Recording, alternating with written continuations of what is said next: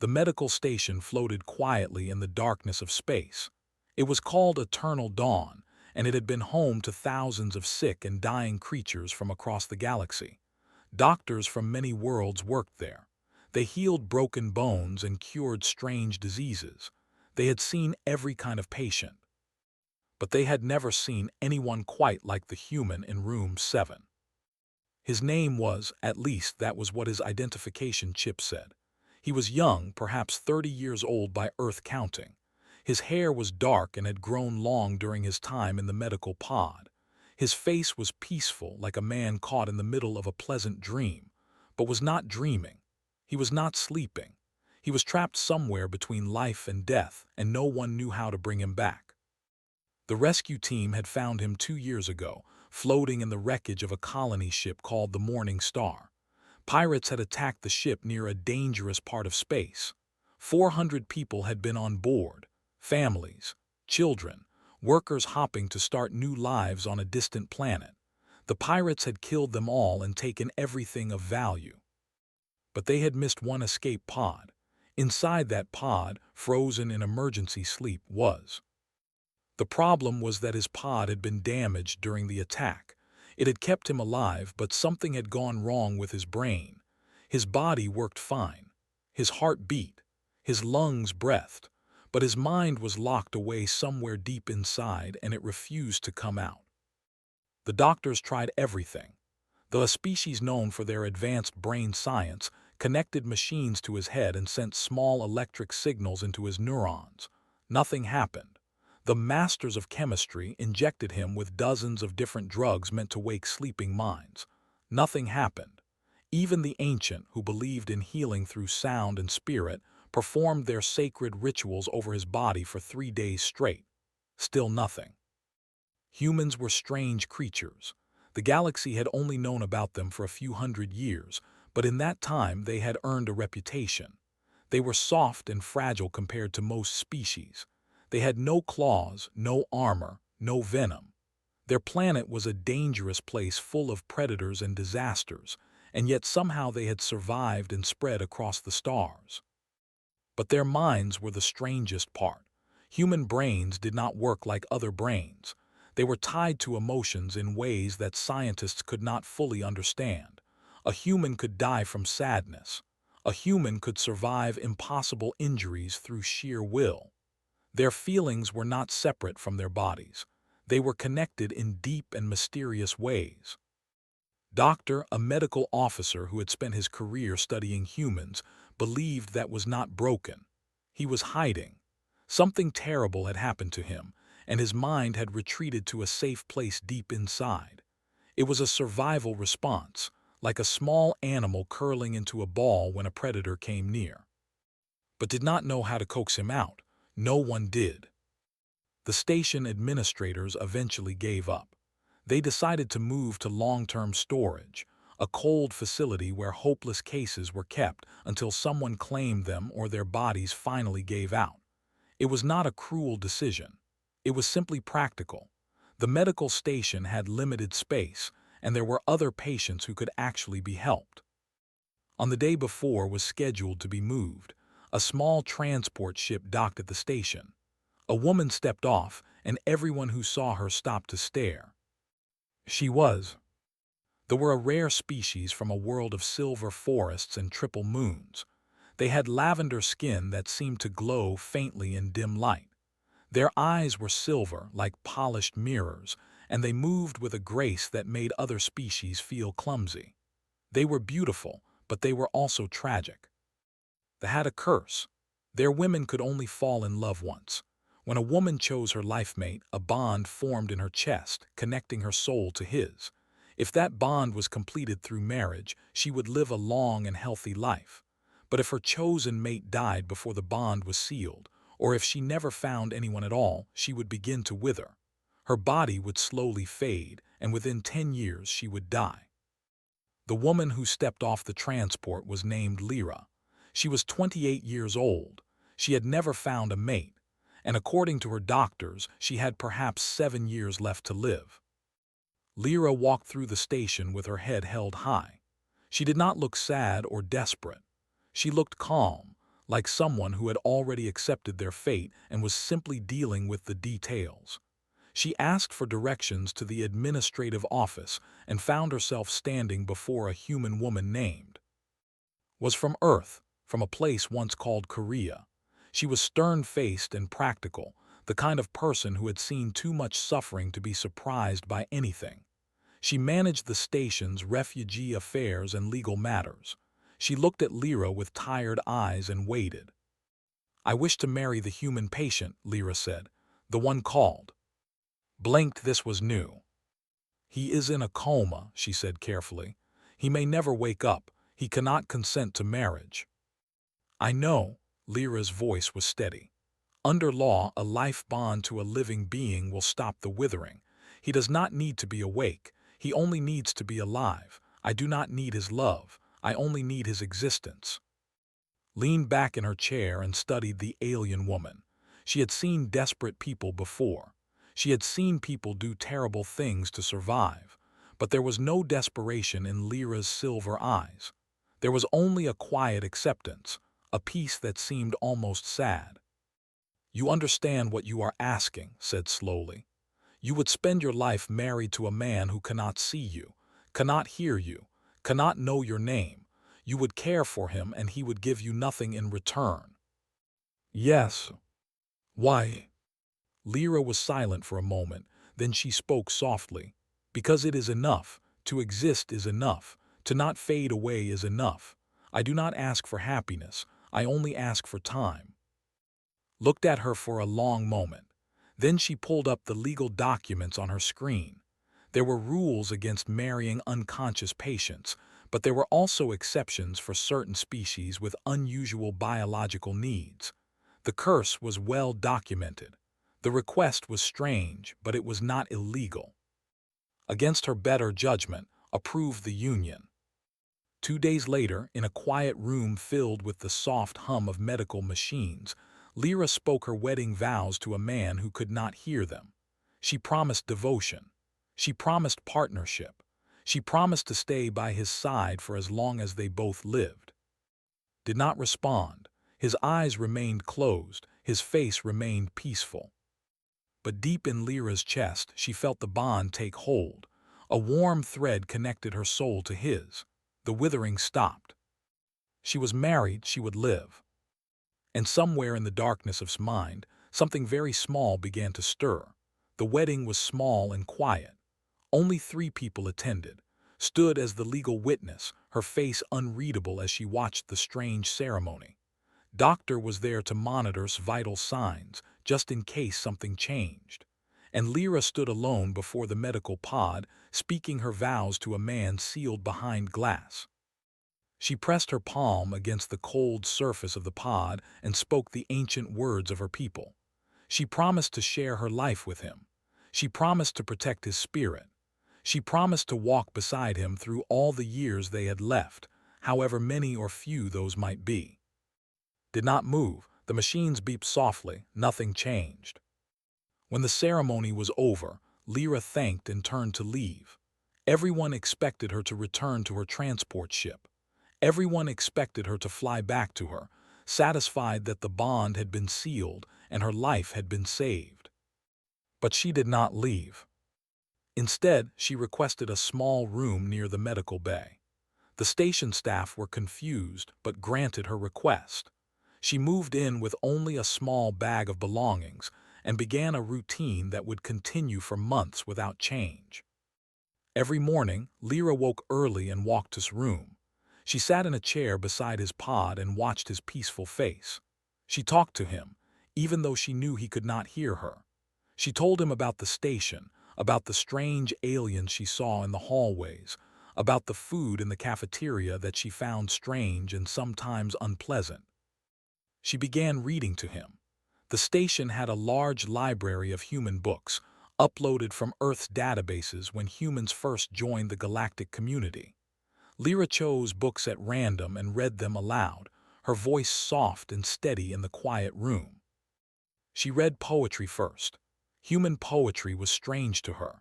It was full of pain and longing, full of images of rain and flowers and lost lovers.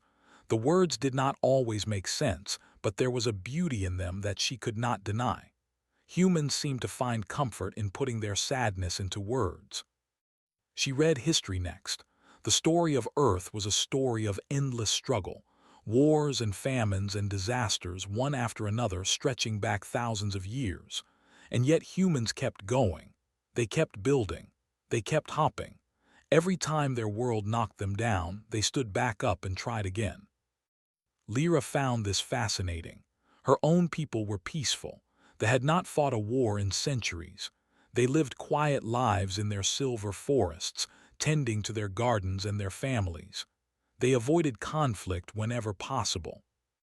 But humans seemed to run toward it. They faced their pain directly, almost eagerly. They wrote songs about their suffering. They built monuments to their dead. They turned their grief into art and their anger into progress. One evening, Doctor found Lyra in her usual spot, reading a book of human fairy tales. "You could go home," he said gently. "The bond is sealed, you are safe now. Why do you stay?" Lyra closed the book and looked at its sleeping face. "Where would I go? Back to an empty house on a world where everyone looks at me with pity. Back to counting the days until I finally fade." "You will not fade now. The bond protects you." "Yes, but the bond does not give me purpose." She touched the glass of the pod. "Here, I have something to do, someone to care for. Even if he cannot know it, I am not alone." Studied her for a moment. He had worked with many species in his long career, but they were always difficult for him to understand. They felt things so deeply. Their emotions were not small and manageable like his own. They were vast and powerful, capable of sustaining them through hardship or destroying them entirely. "May I ask you something?" he said.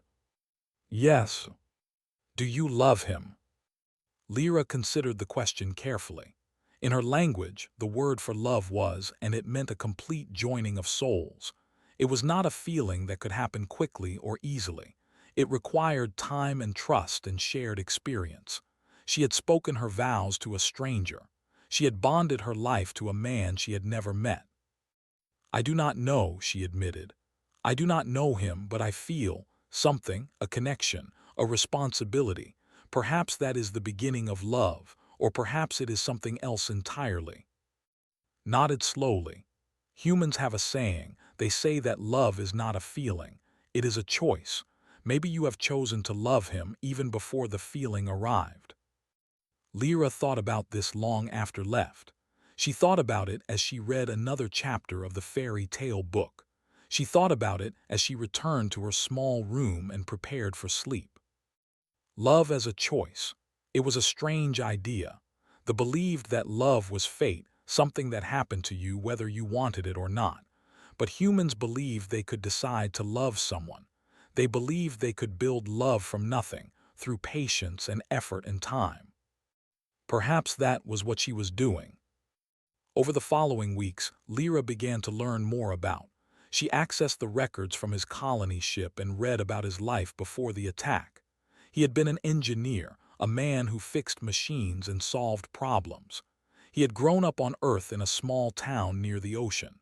His parents had been teachers.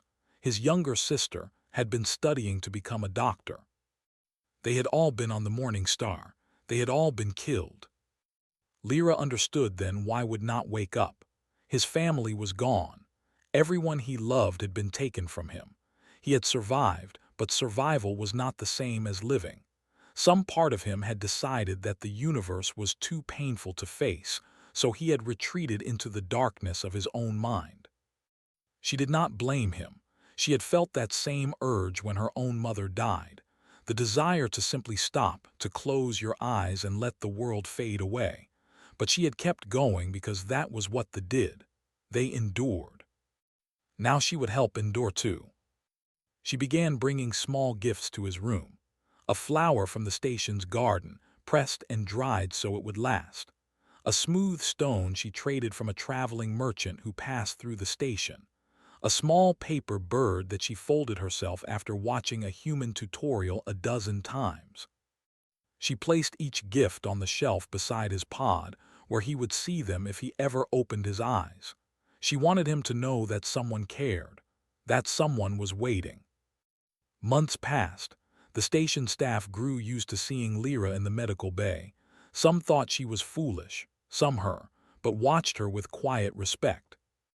One day, visited the medical bay and found Lyra reading a book of human love poems. She stood in the doorway for a moment, watching the woman trace the words with her finger. "You love him," said. Lyra looked up. "What?" "You love him, I can see it." Lyra was silent for a long moment. Then she closed the book and set it aside. "I came here to survive. I came here for a transaction, but somewhere along the way things changed." She looked its peaceful face. "I do not know if it is love, but I know that I am no longer alone, and I do not wish for him to be alone either." Nodded slowly. She had seen many strange things in her years on the station. She had seen aliens do terrible things and beautiful things, but she had never seen anything quite like this. A woman who had come for a legal loophole had become a wife in truth. A marriage of convenience. A full year passed on the station. The seasons had no meaning in space, but Lyra counted the days anyway. She marked each one in a small notebook, writing down the things she had read too, the words she had spoken to him, the small moments they had shared even though he could not share them back. Her routine never changed. She woke early. She ate breakfast in the cafeteria, sitting alone at a table near the window where she could watch the ships come and go. Then she walked to the medical bay and sat beside until the station lights dimmed for the night cycle. The staff no longer questioned her presence. She had become part of the station, as permanent as the walls and the machines. The nurses greeted her by name. The doctors gave her reports on his condition, even though there was never anything new to report. His body remained stable. His mind remained locked. But Lyra kept talking to him. She told him about her. She described the silver forests that covered the northern continent, where the trees grew so tall that their branches touched the clouds. She told him about the triple moons that rose each night, painting the sky in shades of purple and pink. She described the sound of the wind through the leaves, soft and musical, like a whispered song. She told him about her childhood. She had grown up in a small village at the edge of the forest. Her father had been a craftsman who made beautiful boxes and jewelry from the silver wood of the trees.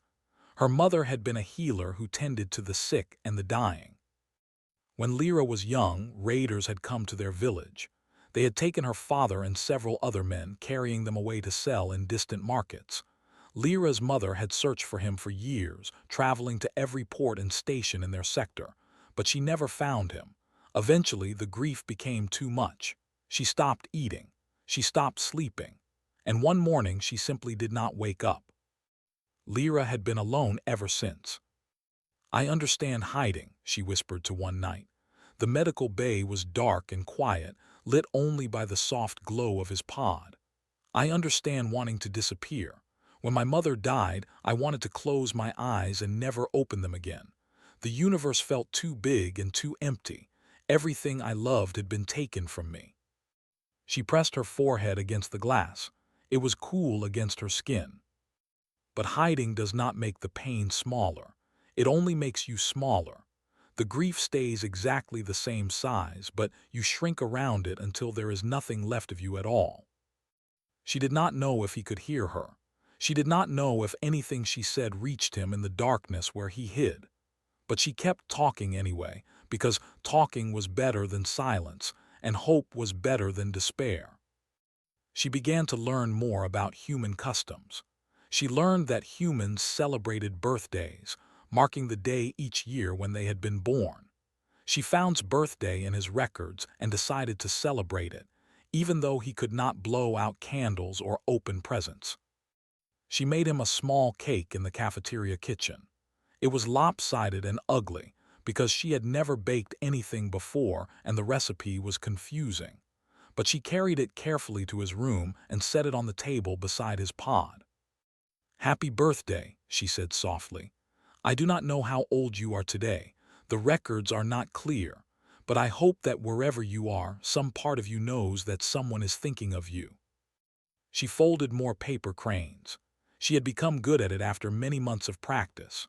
Her first attempts had been clumsy and misshapen, but now her cranes were small and perfect, with crisp folds and delicate wings. She hung them from the ceiling above his pod, a small flock of paper birds that danced whenever the air moved. Doctor watched her work one afternoon. He had become something like a friend over the past year, checking in on her and making sure she was eating properly and getting enough sleep. "You are an unusual person," he said. Lyra smiled faintly. "Is that a compliment?" "I believe so. Most people would have given up by now. Most people would have decided that he was never coming back and moved on with their lives." "Perhaps." Lyra finished folding another crane and added it to the collection. "But I am not most people, and I made a promise." "Your vows?" "Yes, I promised to stay by his side. I promised to walk beside him through all our years. I did not make those promises to a piece of paper. I made them to him. Even if he cannot hear them, they still matter. They still bind me." Was quiet for a moment. Then he said something that surprised her.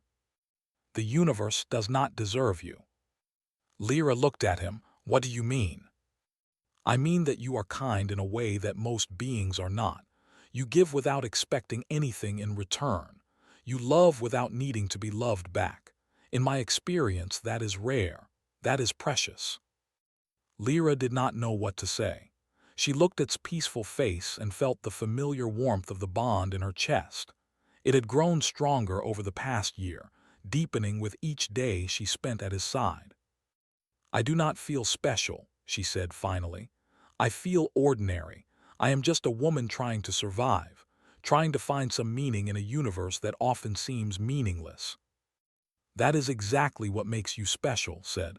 "You looked at a hopeless situation and chose to find hope anyway. That is not ordinary. That is extraordinary." The anniversary of their wedding came a few weeks later. 1 full year since she had spoken her vows to a sleeping man.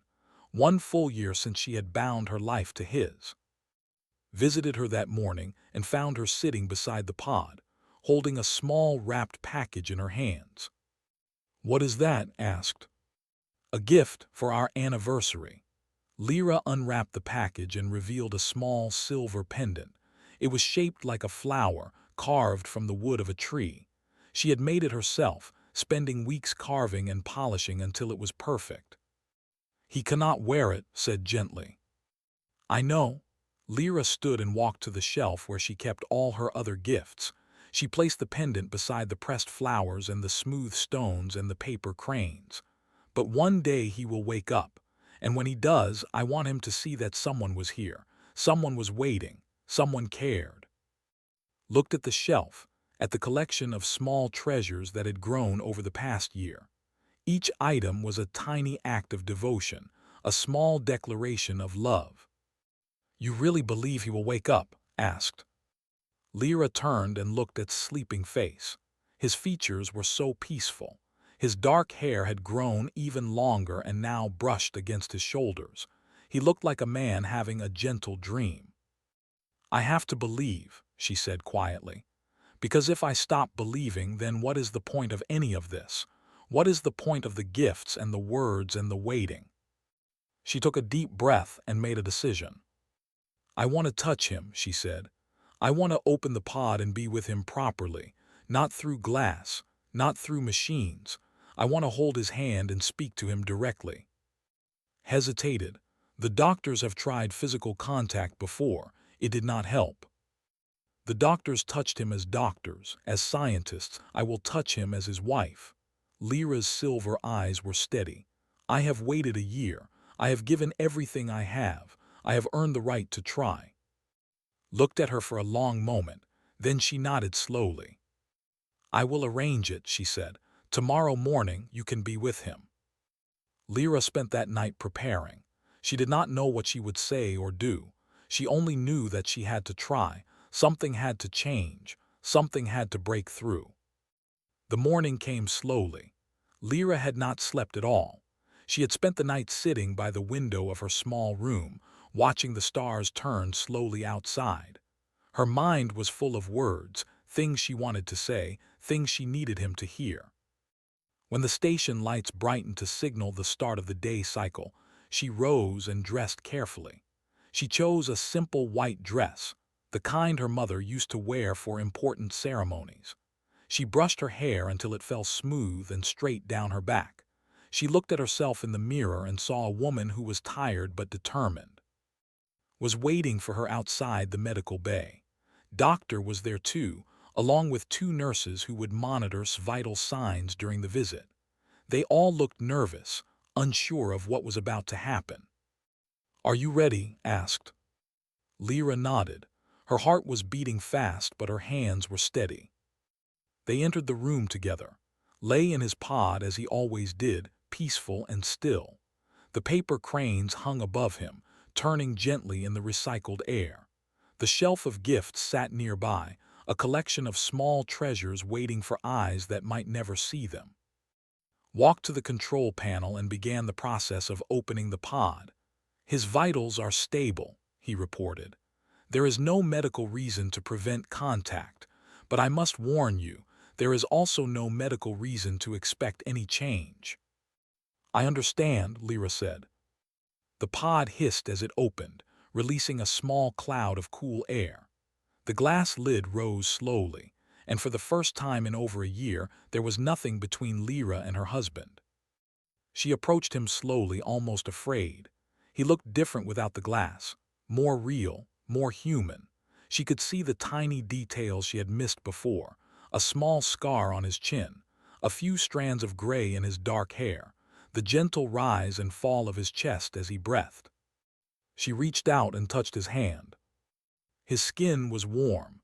His fingers were rough and calloused, the hands of a man who had worked with tools and machines. She felt the lines of his palm against her own, and something stirred in her chest. The bond. It pulsed gently, like a second heartbeat. She sat down on the edge of his bed, still holding his hand, and began to speak. "I do not know if you can hear me. I do not know if anything I say will reach you, but I need you to know something." Her voice was soft but steady. The words came slowly at first, then faster as she found her rhythm. "When I came to this station, I was dying. My people have a curse. If we do not find love, we fade away.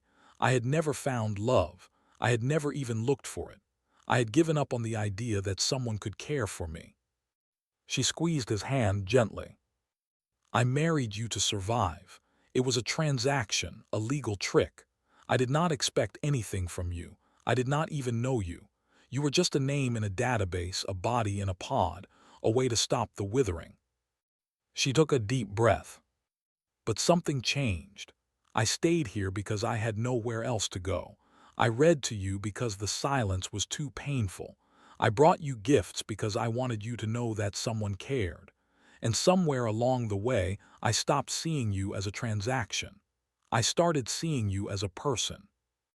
A tear rolled down her cheek, silver in the dim light. "I read your files. I know what happened to you. I know about your parents and your sister. I know about the ship and the attack. I know that you lost everything, and I know that some part of you decided that the universe was too painful to face." She leaned closer, her voice dropping to a whisper. "I understand that pain. I lost my father to raiders. I watched my mother fade away from grief. I know what it feels like to have the universe take everything from you. I know the temptation to hide, to disappear, to let the darkness swallow you whole." She lifted his hand and pressed it against her chest, over her heart. "But you are not alone. You have never been alone. Not since I spoke my vows. Not since I sat beside you for the first time and read you a poem about rain." She smiled through her tears. "I do not ask anything from you. Wake or sleep, live or fade, I will remain. I made a promise and I will keep it. But if some part of you is still fighting, still holding on, I want you to know that there is something worth coming back to." She leaned down and pressed her lips to his forehead. It was a gesture, the kiss of. It was reserved for true life mates, given only in moments of deepest love. It was a transfer of energy, a sharing of souls, a promise that transcended words. Lyra closed her eyes and poured everything she had into that kiss. All her hope, all her devotion, all her love built slowly over months of patience and care. And something miraculous happened. Humans were strange creatures. Their brains did not work like other brains. They were tied to emotions in ways that scientists could not map or measure. A human could die from sadness. A human could survive impossible injuries through pure will. And a human could be awakened by love. Not the machines, not the drugs, not the rituals or the prayers, but love, real love, patient love. The kind of love that did not demand anything in return. Deep inside's mind, something shifted. The wall he had built around himself, the wall made of grief and guilt and unbearable loss, began to tremble. For years, that wall had protected him from a universe that had taken everything. But now, something was breaking through. Not force, not pressure, just warmth, just light, just the unmistakable feeling that someone was waiting for him, someone who had chosen him, someone who would not give up. The darkness that had surrounded him for so long began to lift. He felt himself rising, climbing up through layers of shadow toward something bright and warm above. And then, for the first time in years, opened his eyes. The first thing he saw was Silver. Silver eyes, wide with shock, filled with tears that glowed faintly in the dim light. A face he did not recognize, but a presence he somehow knew. A feeling in his chest that was strange and familiar at the same time. You, his voice was a rasp, dry and unused. The words came slowly, painfully. Your. Lyra could not speak. She could only stare at him, at his open eyes, at his moving lips. After all this time, after all these months, he was awake. Your wife, she finally managed to whisper. I am your wife. Blinked slowly. His mind was foggy, confused. He remembered the ship. He remembered the alarms. He remembered the cold of the pod closing around him. But after that, there was only darkness. And now there was this. A woman with lavender skin and silver eyes, holding his hand and crying. How long? He asked. Over a year. You have been sleeping for over a year. He tried to move, but his body was weak and heavy. His muscles had atrophied during his long sleep. He could barely lift his head. My family, he said. My sister, my parents. Lyra's face fell. She did not need to answer. He saw the truth in her eyes. Gone, he whispered. They are all gone. Yes, Lyra's voice was gentle. I am sorry, I am so sorry. Closed his eyes. The grief was still there, huge and heavy and crushing. It had not disappeared during his long sleep. It had only been waiting. But something else was there too. Something new, a warmth in his chest, a feeling of connection, a sense that he was not alone. He opened his eyes again and looked at the woman beside him. His wife. A stranger who had chosen to stay. A stranger who had refused to give up. Why? He asked. Lyra smiled through her tears. Because you were worth staying for. Across the room, Doctor stood in stunned silence, watching the monitors display readings that should have been impossible. Neural activity was spiking. Brain patterns were normalizing. The patient was waking up. Stood beside him, her hand pressed over her mouth. How? She whispered. Shook his head slowly.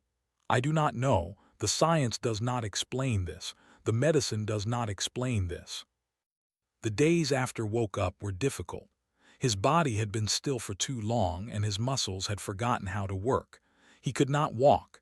He could barely sit up without help. Even lifting a cup of water to his lips was a struggle. But humans were resilient. The galaxy knew this. Humans came from a dangerous world, a planet that tried to kill them at every turn. They had survived ice ages and famines and wars.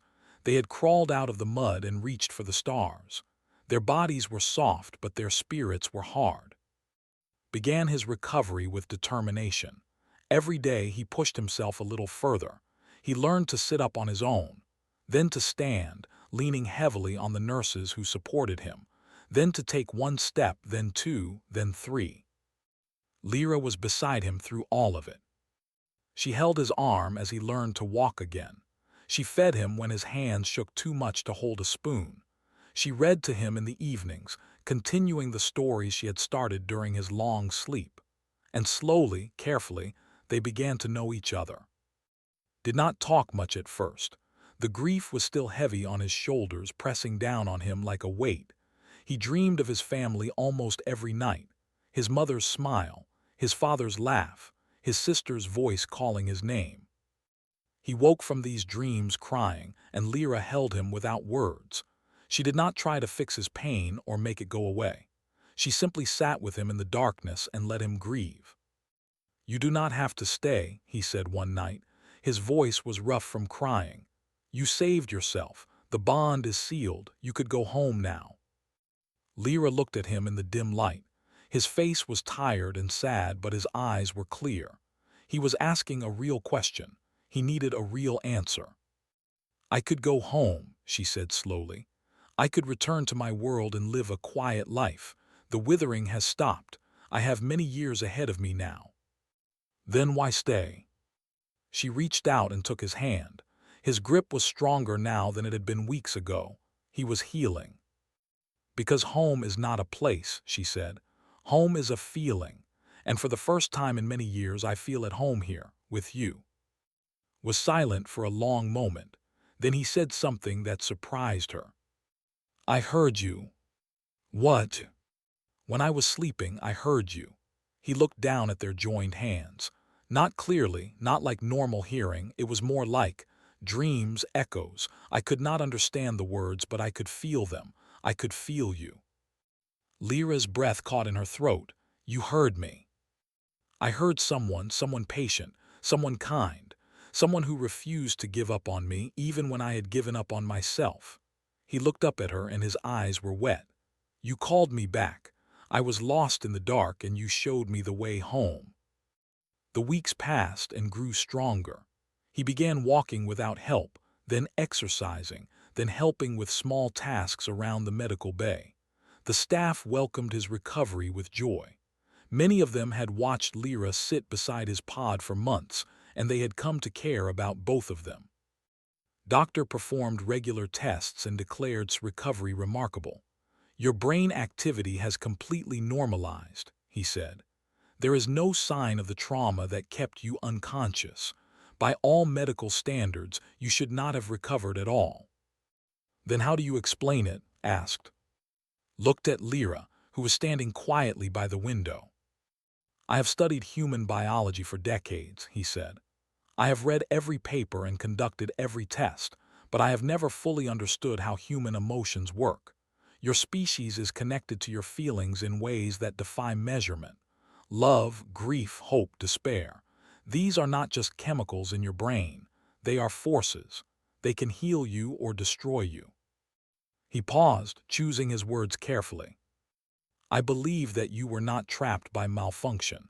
You were trapped by grief. Your mind had decided that living was too painful, so it shut down. But somewhere in the darkness, you heard a voice. You felt a presence, and that presence gave you a reason to come back." Looked at Lyra. She met his gaze and smiled. "She saved me," he said quietly. "Yes," agreed, "she did." The day came when was finally well enough to leave the medical bay. He could walk and talk and care for himself. The doctors cleared him for release. He could go anywhere in the galaxy he wanted. But he did not want to go anywhere. He wanted to stay. "I have been thinking," he said to Lyra one evening. They were sitting on the observation deck, watching the stars turn slowly outside the great windows. "We are married, legally, officially married." "Yes." "But we did not choose each other. Not really. You chose me because you needed to survive. I did not choose you at all. I was asleep." Lyra felt a cold knot form in her stomach. Was he going to leave? Had he decided that their marriage was not real? But took her hand and continued. "I want to choose you now, properly, with my eyes open and my heart awake. He turned to face her, and his expression was serious and tender. "Lyra, you stayed with me when no one else would. You gave me hope when I had none. You loved me before I could love you back." He took a deep breath. "I would like to love you back now, if you will have me." Lyra stared at him.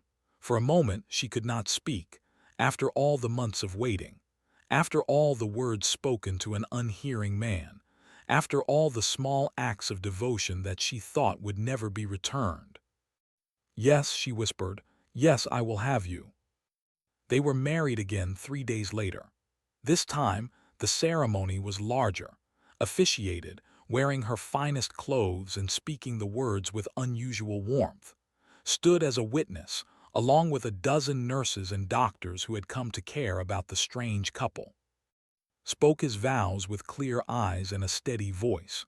He promised to share his life with her. He promised to protect her spirit. He promised to walk beside her through all the years they had left. And Lyra spoke her vows again, the same words she had spoken a year ago. But this time, the words meant something different. This time, she was not speaking to a sleeping stranger. She was speaking to the man she loved. When the ceremony ended, leaned down and kissed her, not on the forehead like the custom, on the lips like humans did. It was warm and gentle and full of promise. The watching crowd cheered, wiped her eyes and pretended she was not crying, recorded the moment for his medical files, but his hands were shaking. Later, after the celebration had ended and the guests had gone, and Lyra stood together on the observation deck. The stars stretched out before them, countless points of light in the endless dark. "What happens now?" Lyra asked. Put his arm around her shoulders. "I do not know. We could stay here on the station. We could travel to we could go anywhere." "Does it matter where we go?" "No," he smiled, and it was the first real smile she had ever seen on his face. "It only matters that we go together." Lyra leaned against him, feeling the warmth of his body and the steady beat of his heart. The bond in her chest pulsed gently, stronger than ever. In a galaxy full of advanced species, humans were often looked down upon. They were soft and fragile. They lived short lives. They made foolish decisions based on emotion rather than logic. But they had something that other species lacked, a capacity for love that reason, a stubbornness that refused to accept defeat, a belief that even in the darkest moments, hope was worth holding on to. Lyra had married a human to save herself, but in the end, they had saved each other. And as she stood there with her husband, watching the stars turn slowly in the infinite dark, she understood something that the rest of the galaxy was still learning. Humans were not weak because of their emotions. They were strong because of them. Their love was not a vulnerability. It was a power, a force that could wake the dead and heal the broken and turn strangers into family. Where humans went, miracles followed. And now, Lyra was part of that miracle too. He looked at Lyra, at the tears on her face, at the way she held his hand. Perhaps love does. And somewhere in the darkness of his mind, a wall that had stood for years began to crack, had become something deeper. And somewhere in the darkness of his mind, a light was beginning to flicker.